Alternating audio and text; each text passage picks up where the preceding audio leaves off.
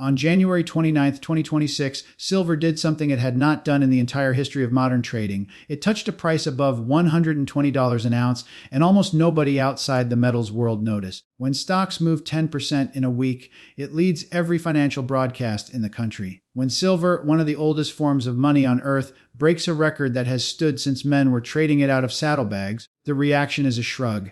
That gap between what happened and how much attention it got is where this story starts. The quiet part of that record is what makes it interesting. This wasn't a sudden burst of speculation, the kind that shows up and vanishes in a single trading session. It came from something slower and less exciting to talk about. A warehouse in New York was running out of metal. The registered silver sitting inside COMEX vaults, the pool of bars available for anyone holding a futures contract who actually wants delivery instead of a paper settlement, had been shrinking for more than a year, and shrinking at a pace the exchange had never processed before. COMEX isn't a curiosity for coin collectors. It's the primary futures exchange in the United States where the world effectively discovers the price of silver. Contracts trade there by the hundreds of thousands, representing far more ounces on paper than exist in any vault, and under normal conditions, almost nobody who buys a futures contract wants the metal itself. They aren't closed, they're close, before delivery. And the system works because the physical requirement is rarely tested. By early 2026, more people were testing it than at any point analysts could recall. And every time they did, the registered pile got a little smaller. By mid-April, that pile had fallen to roughly 77 million ounces. Against it sat open interest, the total volume of outstanding paper claims, north of 570 million ounces. Do that division and you get a coverage ratio hovering around 13%. For every 7 ounces someone had a paper claim to, there was roughly 1 ounce of actual metal sitting in the vault to back it. Futures markets are built on leverage. They were never meant to be 1-to-1, so this isn't proof of fraud or conspiracy on its own. It is proof of a market running unusually thin, and thin markets behave differently than deep ones. They move faster, they gap, they punish anyone who assumed the exit would always be there. At first glance, you might assume this is simply a story about speculators piling into a hot trade. That seems logical, given how sharply the price moved. But the data tells a more complicated story, starting with a number most people have never heard: 67 million ounces. That's the projected shortfall for 2026 between how much silver the world is expected to produce and how much it's expected to consume, according to the Silver Institute's own figures. This isn't a one-year anomaly either. It's the 6th consecutive year the market has run a deficit like this. Since 2021, the cumulative shortfall is estimated somewhere between 760 and 820 million ounces, depending on whose methodology you use, which is close to a full year of global mine production simply consumed faster than it could be replaced. Where that demand is coming from matters, because this is where the story stops being about speculation and starts being about something structural. Silver isn't gold. Gold gets held. Silver gets used up. Roughly 650 million ounces a year disappear into industrial fabrication, and that number has been climbing, not falling, even as the price has surged. Solar panels are a major driver. Photovoltaic cells rely on silver paste for conductivity, and there's no cheap substitute at scale yet. Electric vehicles use more silver per unit than traditional cars, mostly in electrical contacts and battery management systems. Add in the broader electronics industry and a newer, less publicized source of demand: control rods and components in nuclear reactor technology tied to the power build-out for data centers, and you have an industrial base that treats silver the way a bakery treats flour. It can't function without it. Unlike flour, though, this particular raw material is also a monetary asset that investors hoard during periods of uncertainty. That dual identity, industrial necessity and monetary refuge, is what makes silver's supply and demand picture so much more volatile than gold's. None of this is entirely unprecedented in structure, even if the scale is new. In 1980, the Hunt brothers attempted to corner the silver market directly, buying enormous physical quantities and driving the price toward $50 an ounce before exchange rule changes and margin hikes collapsed the trade almost overnight. In 2011, silver spiked toward $50 again, driven by a mix of quantitative easing, a weak dollar, and retail enthusiasm following the 2008 financial crisis, before falling by more than half over the following 2 years. Both episodes carry the same lesson forward. Parabolic moves in a market as small and illiquid as silver tend to correct violently, because the same thinness that lets prices rise fast also lets them fall fast once the marginal buyer disappears. History doesn't guarantee 2026 ends the same way. It just suggests that speculative excess rarely goes unpunished, even when the fundamentals underneath it are sound. That distinction between a fundamentally tight market and a speculatively overextended one is exactly where serious analysts are currently split, and both sides deserve a fair hearing. One veteran technical trader who's spent decades reading precious metals charts, Chris Vermeulen, founder of the Technical Traders, has been drawing a more cautious picture in recent commentary. He isn't arguing the shortage is fake or that the bull case is wrong. His point is that markets moving into what he calls a parabolic phase, marked by high volatility and emotional buying, tend to be approaching exhaustion rather than starting a new leg higher. He's flagged a historically low volatility index in equities broadly as a sign of complacency, and he's suggested a meaningful pullback, potentially lasting the better part of a year, could be building even within a longer-term bullish structure for precious metals. He's not calling for anyone to abandon the position. He's calling for risk management on the assumption that the path higher, if it continues, won't be a straight line. Other analysts and industry voices point to the physical data and argue the paper market is finally being forced to acknowledge something it spent years avoiding: the backwardation showing up in silver futures during 2026. Where the spot price trades above the futures price is worth explaining because it's unusual and it tells you something specific. Normally, futures trade slightly above spot, reflecting the cost of storing and financing physical metal over time. When that flips, when spot costs more than a contract for delivery months from now, it signals urgent, immediate demand for metal in hand. Right now, at almost any premium, a purely speculative rally doesn't usually behave this way. Speculators are generally happy to hold paper. Backwardation is the signature of buyers who specifically don't want paper. There's another layer here because it changes who the likely buyers actually are. Delivery data from COMEX in January showed JP Morgan issuing,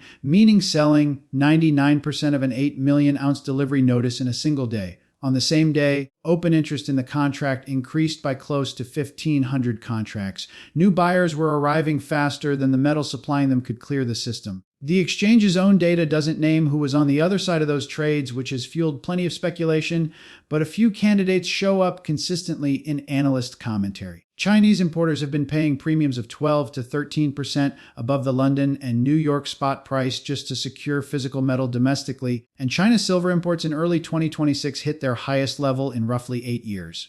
Beijing has also reclassified silver as a strategic material, tightening export controls in a way that fragments what used to be a single global market into regional pools with regional pricing.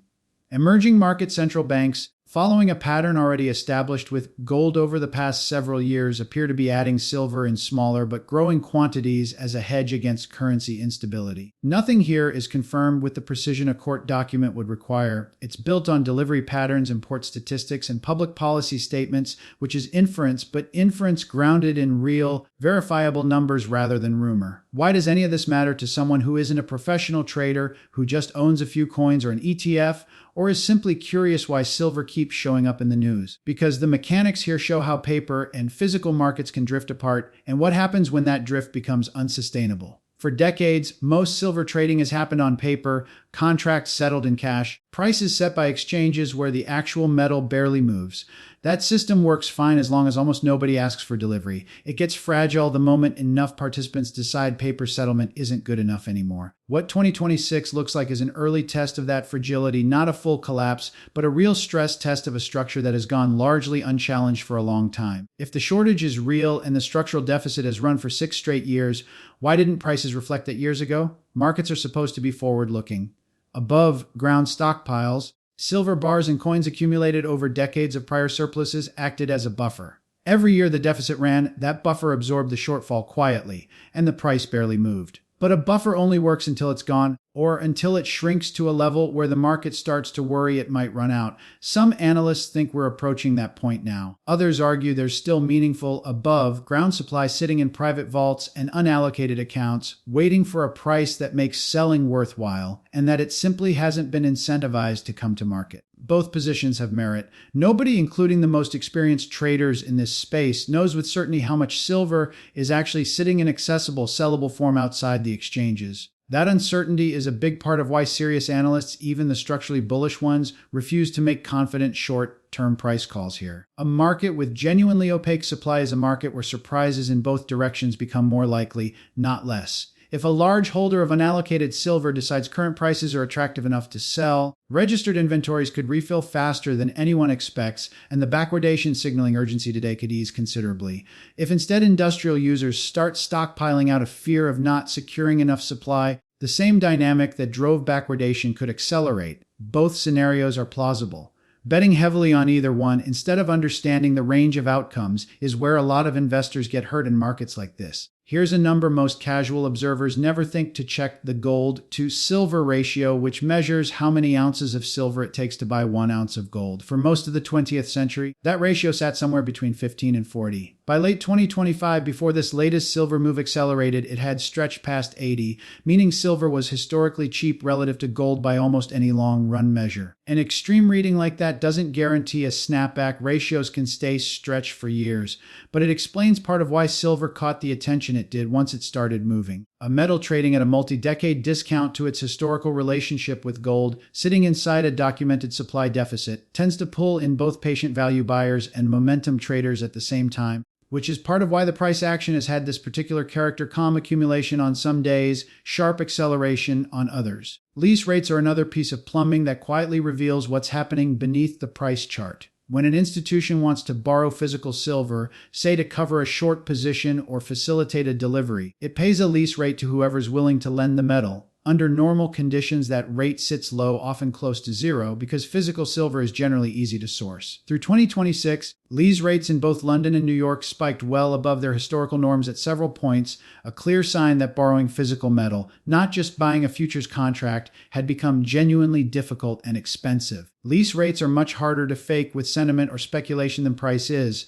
They reflect actual willingness among institutions holding metal to lend it out, and when that willingness dries up, it's a fairly reliable tell that physical tightness is real. Exchange-traded funds are part of this picture too, since they've become one of the more visible entry points for everyday investors, and their behavior tells its own story. Funds like SLV and PSLV are required to hold physical silver, or in PSLV's case, fully allocated and audited physical silver backing every share outstanding. When investor demand for these funds surges, the fund issuer has to go buy real metal to back new shares, so retail and institutional fund flows aren't separate from the physical market, they're a direct channel into it. Inflows into these vehicles picked up meaningfully through the first half of 2026, adding another source of demand for physical bars that had nothing to do with industrial use or COMEX delivery notices, and everything to do with ordinary investors deciding they wanted direct exposure to the metal rather than a mining stock or a derivative. Who benefits and who's exposed here are two different questions people often blur together. Physical holders, whether that's an individual with coins in a safe or a mining company sitting on unmined reserves, benefit directly from a rising, supply-constrained price, assuming they don't need liquidity urgently and can wait out volatility. Producers with existing mines benefit from higher revenue per ounce, though many already sold forward production at lower prices through hedging contracts, so the benefit shows up gradually rather than all at once. On the exposed side, industrial users, solar manufacturers, electronics companies, anyone who needs silver as a raw material rather than an investment, face rising input costs they may or may not be able to pass on to customers. Short sellers, those betting on price declines by borrowing and selling metal or contracts they don't own, face what's sometimes called a short squeeze if prices keep climbing and they're forced to buy back at a loss to cover their position. That forced buying can itself add fuel to a rally independent of any new bullish news, which is part of why moves like this can accelerate faster than fundamentals alone would suggest. There's a broader macro backdrop worth folding in here. Since gold and silver rarely move in isolation from the rest of the financial system, central banks globally have been net buyers of gold at a historic pace for several years running, a trend most analysts trace to growing unease among several countries about holding reserves concentrated in a single currency following the freezing of Russian central bank assets after 2022. That same unease has started spilling into silver on a smaller scale as some of those same institutions diversify further. Real interest rates, meaning rates after subtracting inflation, matter enormously for precious metals, because gold and silver pay no yield. When real rates are high, holding non-yielding metal carries an opportunity cost, since you're giving up interest you could otherwise earn. When real rates fall or turn negative, that opportunity cost shrinks or disappears, making metals more attractive relative to cash or bonds. Much of the 2025 into 2026 move in precious metals coincided with expectations, and in some cases actual moves, toward lower real rates, alongside a dollar that weakened against a basket of major currencies. A weaker dollar tends to support commodity prices broadly, since commodities are priced in dollars globally and become cheaper for holders of other currencies, pulling in additional international demand. These macro forces don't operate in isolation, which is exactly why reducing this to a single cause doesn't hold up. It would be simpler and more clickable to say silver is exploding purely because of a supply squeeze, or purely because central banks are losing faith in fiat currency, or purely because of an industrial demand boom. What's actually happening is several of these forces compounding at once: a structural physical deficit running 6 years deep, a monetary environment that lowers the cost of holding non-yielding assets, a geopolitical realignment pushing central banks and private Chinese buyers toward hard assets, and a futures market structure concentrating enormous paper exposure against a shrinking physical base. Any one of those alone might produce a modest, unremarkable bull market. Together, they help explain why the moves have been sharp enough to draw attention even from people who don't normally follow metals. So where does that leave an investor trying to make sense of what comes next, without pretending anyone can predict it precisely? 3 cases deserve a fair look here, not just the one that makes for a better headline. The bullish case rests on the structural deficit continuing, industrial demand from solar, EVs, and data center-related nuclear infrastructure staying strong or accelerating, central bank and Chinese private demand continuing to draw down available physical supply, and real interest rates staying low enough that holding non-yielding metal remains attractive relative to cash. Under that scenario, the tightness in registered COMEX inventory doesn't resolve easily, because the deficit that created it hasn't gone away, and prices likely keep finding support even through volatile pullbacks. The bearish case, the one Vermeulen and others in his camp are raising, rests on the idea that price has already moved so far so fast that it's outrun the fundamentals justifying it, at least in the short term. A parabolic move driven partly by momentum traders and retail enthusiasm, layered on top of a genuine structural story, is vulnerable to a sharp correction once that momentum runs out, regardless of whether the underlying deficit is real. Higher prices also incentivize exactly the kind of supply response that eventually cures a shortage. Miners accelerate expansion projects, previously uneconomic deposits become viable, recycling activity picks up as scrap holders cash in old silver at attractive prices, and industrial users look for substitutes or efficiency gains to cut their silver intensity. Peter Brandt, a well-known independent trader, has specifically raised the possibility that today's high prices sow the seeds of tomorrow's oversupply through exactly this kind of supply side and recycling response. Markets have a long history of solving shortages by making the shortage itself unprofitable to sustain. The neutral case is worth taking seriously rather than dismissing as a cop-out. Both dynamics can be true on different timeframes. The structural deficit may well persist for years, supporting prices on a multi-year basis, while the near-term price action stays genuinely overextended and vulnerable to a correction that has nothing to do with whether the long-term thesis is correct. Markets rarely move in straight lines, even when the underlying story is sound, and conflating a multi-year structural argument with a confident short-term price target is one of the more common mistakes investors make in a market like this. Of the 3, the case for a genuine structural deficit is the one most solidly backed by hard data: the Silver Institute's consecutive deficit years, the collapsing COMEX registered to open interest ratio, the persistent backwardation, and the verifiable industrial demand growth aren't speculative claims, they're observable facts. What's actually uncertain, where reasonable, experienced analysts disagree, is the pacing and volatility of how that deficit resolves itself in price over the coming months, not whether the deficit itself is real. If you want to track this yourself rather than take anyone's word for it, a few specific signals matter more than daily price movement. Watch the registered COMEX inventory figures, published regularly by the exchange, for whether the drain continues or stabilizes. Watch the degree of backwardation in the futures curve. A narrowing gap would suggest physical urgency is easing. A widening one would suggest the opposite. Watch delivery notice volumes during major delivery months, since unusually large or persistent deliveries relative to history point to continued physical demand pressure. And watch mining company guidance updates, since production cuts, like the one Fresnillo announced in early 2026, tighten supply further, while expansion announcements signal the start of a supply response that could eventually ease the deficit. It's worth being upfront about what could make this whole analysis wrong, too. If a major holder of unallocated or private silver decides to sell into strength, registered inventories could rebuild faster than current trends suggest, undercutting the physical urgency narrative. If central banks pause their diversification away from the dollar, whether from geopolitical de-escalation or a shift in reserve strategy, some of the monetary demand supporting metals broadly could soften. And if industrial demand growth slows, whether from a broader economic downturn cutting into solar and EV installations or from genuine substitution away from silver in manufacturing, the demand side of this equation looks meaningfully different than it does today. These aren't predictions. They're the assumptions underlying the bullish case, and they deserve ongoing scrutiny rather than blind faith. Markets aren't just spreadsheets, they're crowds of people reacting to each other in real time,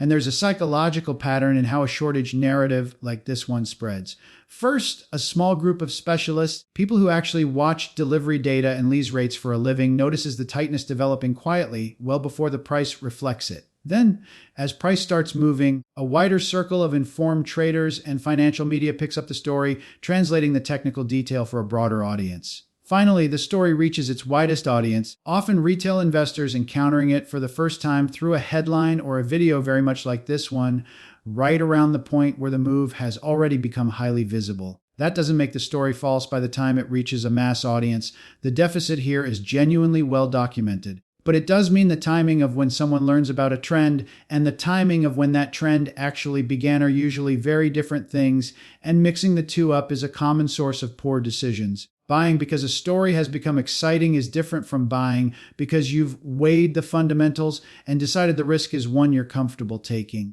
That distinction matters more once you consider how differently professionals and retail investors tend to behave once a market like this turns emotionally charged.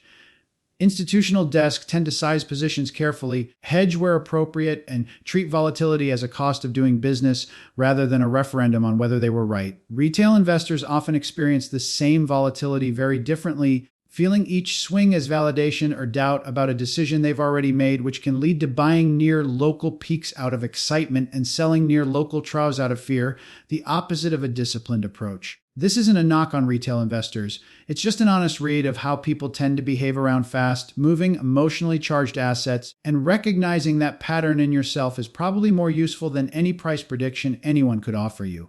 The takeaway here isn't a price target, and it isn't a call to rush into or out of any position. It's the difference between a market moving because of real structural change and a market moving because of borrowed enthusiasm, and right now, in silver's case, both forces appear to be operating at once, layered on top of each other in a way that makes this moment unusually hard to read cleanly. The physical deficit didn't get invented by someone trying to sell you something. It shows up in exchange data, in mining guidance, in delivery statistics anyone can look up. But the speed and violence of the recent price move isn't something the deficit alone explains, and pretending otherwise does a disservice to anyone trying to think clearly about this. So here's a question worth sitting with after this video ends. If a market can run a structural deficit for 6 consecutive years while the price barely reacted for most of that time, what does that tell you about how long inefficiencies can persist before a market finally corrects them? And how confident should any of us really be in our ability to time the moment that correction begins? If you found this useful, a like genuinely helps this kind of research reach more people trying to understand these markets seriously instead of chasing headlines, and subscribing means you won't miss the next breakdown when new COMEX data comes out. There's another video on this channel walking through how gold's central bank buying trend compares to what's now unfolding in silver, and it's worth watching next if this one held your attention.